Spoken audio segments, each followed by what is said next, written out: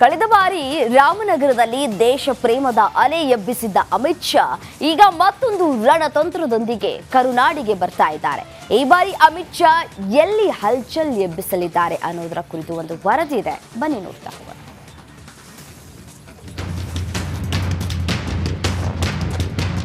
ಅಮಿತ್ ಶಾ ರಾಷ್ಟ್ರ ರಾಜಕೀಯದ election machine. ಬಿಜೆಪಿಯ ಚುನಾವಣಾ ಚಾಣಕ್ಯ ಅಂತಾನೆ ಫೇಮಸ್ ಆಗಿರೋ ಈ ಮೋಟಾ ಭಾಯ್ ಸರ್ಕಾರ ಕಟ್ಟೋದ್ರಲ್ಲಿ ಎಷ್ಟು ನಿಸ್ಸೀಮನೋ ಎಲೆಕ್ಷನ್ಗೆ ರಣತಂತ್ರಗಳನ್ನ ರೂಪಿಸುವಲ್ಲೂ ಅಷ್ಟೇ ಕರತಲಮಲಕ. ಇಂತಿಪ್ಪ ಅಮಿತ್ ಶಾ ಈಗ ಮತ್ತೊಮ್ಮೆ ಕರುನಾಡ ರಣಕಣಕ್ಕೆ ಕಾಲಿಡ್ತಿದ್ದಾರೆ. ಕಳೆದ ಬಾರಿ ಡಿಕೆ ಸುರೇಶ್ ಕ್ಷೇತ್ರದಲ್ಲಿ ಅಬ್ಬರಿಸಿದ್ದ ಶಾ ಈ ಬಾರಿ ಹುಬ್ಬಳ್ಳಿಯಲ್ಲಿ ಬೊಬ್ಬಿರಿಯಲಿದ್ದಾರೆ.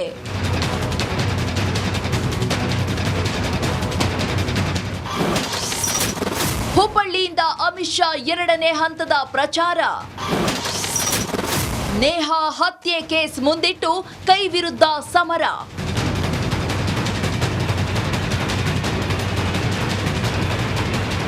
ಎಸ್, ಸದ್ಯ ರಾಜ್ಯ ರಾಜಕೀಯದಲ್ಲಿ ಹಾಟ್ ಟಾಪಿಕ್ ಅಂದ್ರೆ ಅದು ಹುಬ್ಬಳ್ಳಿಯಲ್ಲಿ ನಡೆದ ನೇಹಾ ಹಿರೇಮಠ್ ಕೊಲೆ ಕೇಸ್.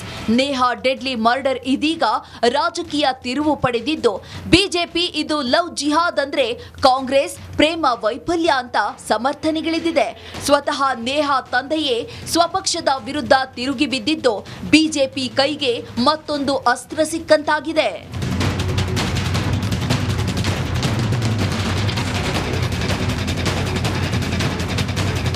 ಲೋಕ ಅಖಾಡದಲ್ಲಿ ಕಾಂಗ್ರೆಸ್ ಕಂಗೆಡಿಸಲು ನೇಹಾಸ್ತ್ರ ಹೂಡಲು ಅಮಿತ್ ಶಾ ಸಹ ಮುಂದಾಗಿದ್ದಾರೆ. ಇನ್ನು 24ನೇ ತಾರೀಕು ಹುಬ್ಬಳ್ಳಿಯಲ್ಲೇ ಕೇಂದ್ರ ಗೃಹ ಸಚಿವ ವಾಸ್ತವ್ಯ ಹೂಡಲಿದ್ದು ಉತ್ತರ ಕರ್ನಾಟಕ ಭಾಗದ ಮುಖಂಡರ ಜೊತೆ ಹೈ ವೋಲ್ಟೇಜ್ ಸಭೆ ಮಾಡಲಿದ್ದಾರೆ.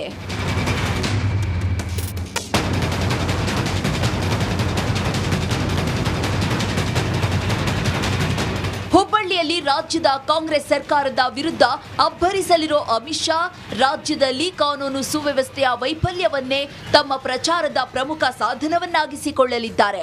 ಇನ್ನು ಸಮಾವೇಶ ಕಾರ್ಯಕ್ರಮ ಮನೆ ಮನೆ ಪ್ರಚಾರದ ವೇಳೆ ಕಾಂಗ್ರೆಸ್ ಸರ್ಕಾರದ ಧೋರಣೆ ಬಗ್ಗೆ ಅರಿವು ಮೂಡಿಸಲು ಕಾರ್ಯಕರ್ತರಿಗೆ ಸಲಹೆ ನೀಡುವ ಸಾಧ್ಯತೆ ಇದೆ.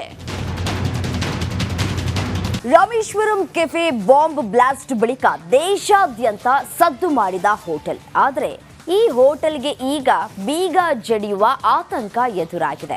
ಯಾಕೆ ಅಂತೀರಾ? ಆ ಕುರಿತ ಒಂದು ವರದಿ ಎಲ್ಲಿದೆ ನೋಡಿ.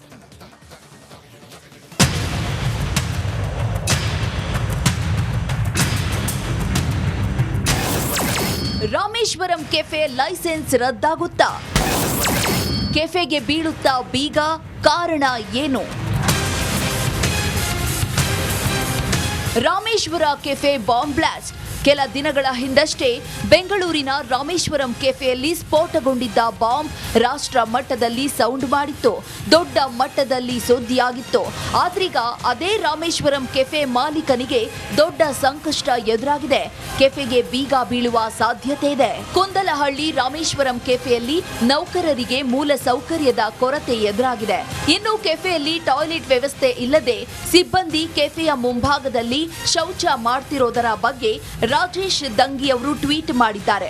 ಸಿಎಂ ಹಾಗೂ ಬಿಬಿಎಂಪಿ ಆರೋಗ್ಯ ಇಲಾಖೆಗೆ ದೂರು ನೀಡಿದ್ದಾರೆ. ಸಿಎಂ ಕಚೇರಿ ಸೂಚನೆಯ ಬೆನ್ನಲ್ಲೇ ಬಿಬಿಎಂಪಿ ಆರೋಗ್ಯ ಇಲಾಖೆ ಇಂದಿರಾನಗರದಲ್ಲಿರುವ ರಾಮೇಶ್ವರಂ ಕೆಫೆಗೆ ಭೇಟಿ ಕೊಟ್ಟು ಪರಿಶೀಲನೆಯನ್ನ ನಡೆಸಿದ್ರು.